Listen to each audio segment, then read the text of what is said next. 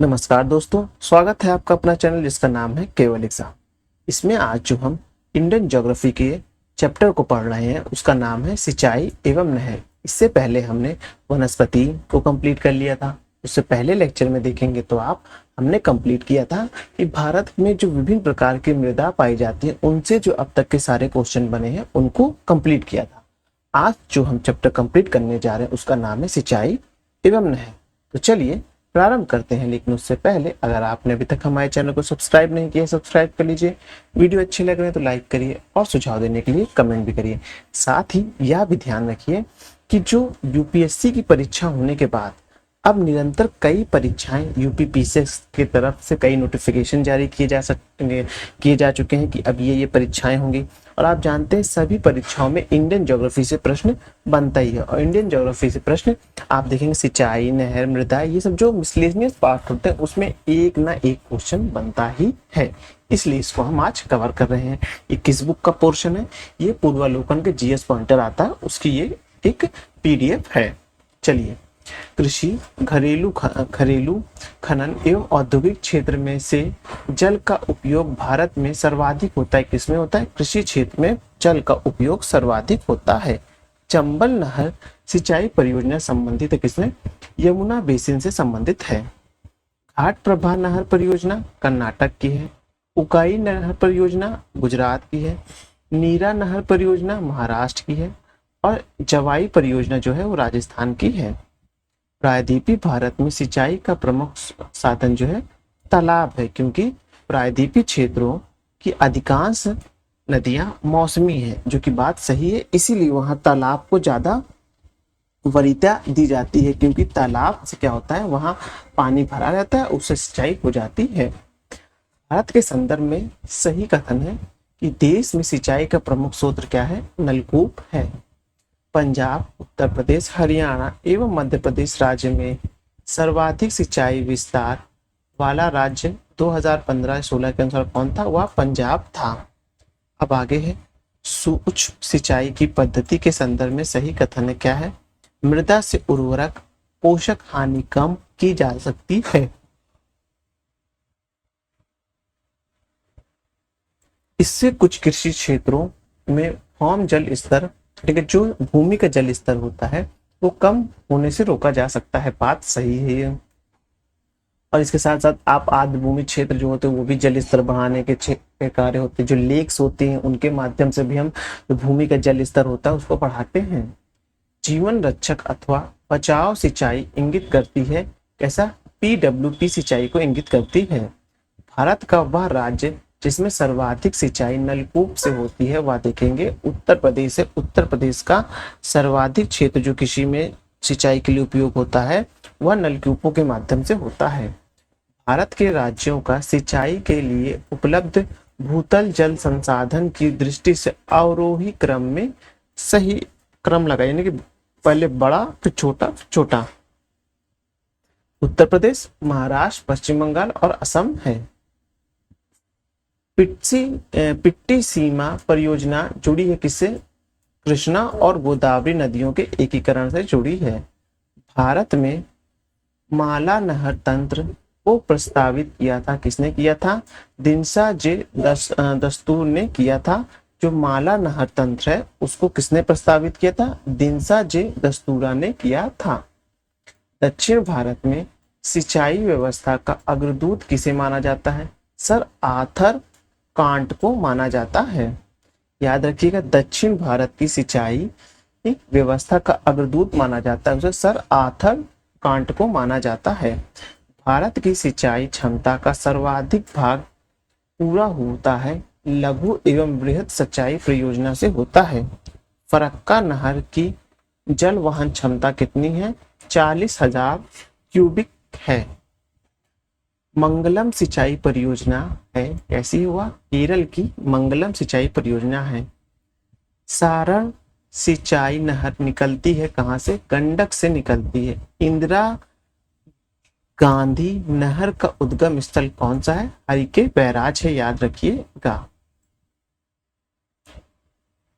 Harike barrage यानी कि इंदिरा गांधी नहर का प्रमुख जल स्रोत जिन नदियों के संगम पर है वह नदियां कौन सी है? वह नदियों का नाम है व्यास और सतलज। तो हरिके बैराज किस नदियों के संगम पर स्थित है? वो व्यास और सतलज नदी के संगम पर है। इंदिरा गांधी नहर का निर्माण कार्य वर्ष 1958 से प्रारंभ हुआ और इसका उद्गम है क्या है? सतलज एवं व्यास नदी के संगम नदी पर हरिके बैराज से है। इंदिरा गांधी नहर जल प्राप्त करती है कौन? व्यास, रावी और सतलज नदी प्राप्त करती है। तो इंदिरा गांधी नहर से जो हमें जल प्राप्त होता है, वो जो इंदिरा गांधी नहर बनी उसमें जल किस किस के नदियों का आता है? तो उसमें व्यास, रावी और सतलज का आता है। व्यास नदी के पोंग बांध के जल का उपयोग करती है कौन? इंदिरा गांधी नहर परियोजना करती है।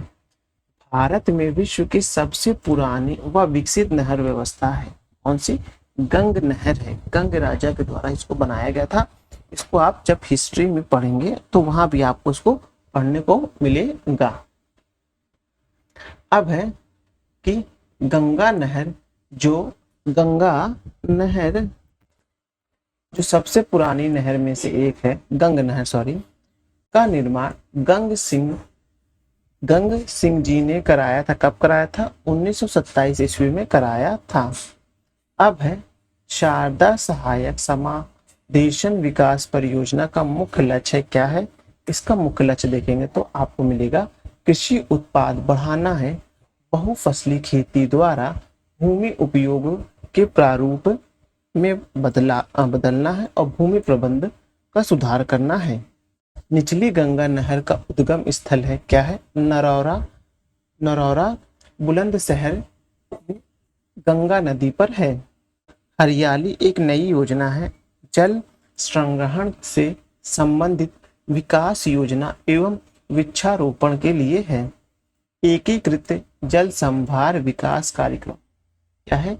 एकीकृत जल संभार विकास कार्यक्रम को क्रियान्वित करने के लाभ है क्या है? इसके लाभ में देखेंगे कि मृदा में बहने जाने की रोकथाम, वर्षा जल ग्रहण तथा भौम जल स्तर का पुनर्भ्रमण, प्राकृतिक वनस्पतियों का पुनर्जनन है।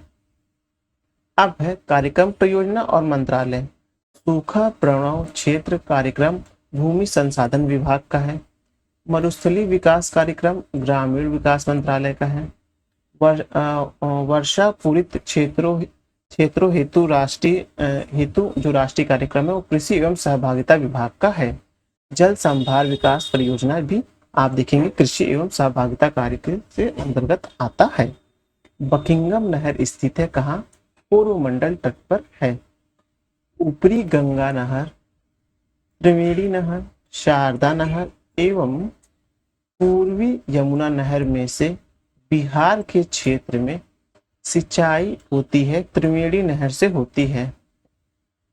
ट्रॉप्स यानी ड्रिप्स सिंचाई पद्धति के प्रयोग के लाभ क्या है? खरपतवार में कमी, मृदा अपरदन में कमी होगी, जल बचाव होगा, ऊर्जा एवं और श्रम बचत आदि होगा। जब हम ड्रिप सिंचाई करते हैं ना, एक एक बूंद ऐसे चुएगा तो उससे क्या होगा? जो खरपतवार लग रहे हैं उसकी कमी आ जाएगी। फिर जो हम तेजी से जब पानी बहता है तो मृदा का अपरदन होता है। जब उसके जगह पर हम ड्रिप सिंचाई लेंगे जो बूंद बूंद पानी चुएगा, उससे क्या होगा? मृदा अपरदन भी रुक जाएगा। जब हम फ्लो में पानी बहाते तो पानी ज्यादा बहता है। ड्रिप सिंचाई से क्या होता है? जल प्रबंधन भी अच्छा होता है और इससे क्या होगा? ऊर्जा भी बचती है, साथ ही साथ आपका जो श्रम है वो भी इससे बचता है।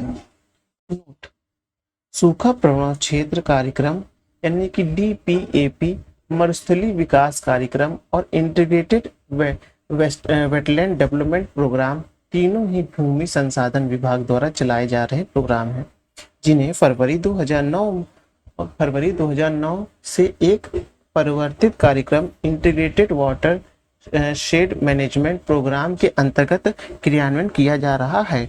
भूमि संसाधन विभाग ग्रामीण विकास मंत्रालय का एक विभाग है।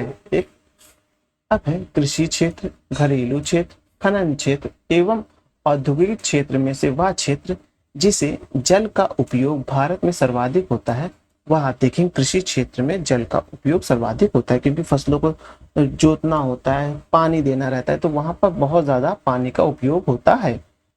अब जो हमारा नया चैप्टर स्टार्ट होगा वो होगा बहुउद्देशीय नदी घाटी परियोजना, जिसको हम नए वीडियो से पढ़ेंगे। हमने अब सोच लिया है कि हम हर एक चैप्टर, या छोटा हो या बड़ा, अगर बहुत ज़्यादा बड़ा है 30 मिनट के ऊपर बनेगा तो हम उसको कोशिश करेंगे कि 2 पार्ट में भी डिवाइड कर दें। अदरवाइज हम एक एक पार्ट में ही एक एक वीडियो को बनाएंगे, जिससे आपको कोई एक विशेष टॉपिक देखने के लिए ज़्यादा सर्च ना करना पड़े। तो इसलिए चलिए वीडियो समाप्त करते हैं, लेकिन उससे पहले अगर आपने अभी तक हमारे चैनल को सब्सक्राइब नहीं किया, सब्सक्राइब कर लीजिए। वीडियो अच्छी लग रही है लाइक करिए और सुझाव देने के लिए कमेंट भी करिए। धन्यवाद।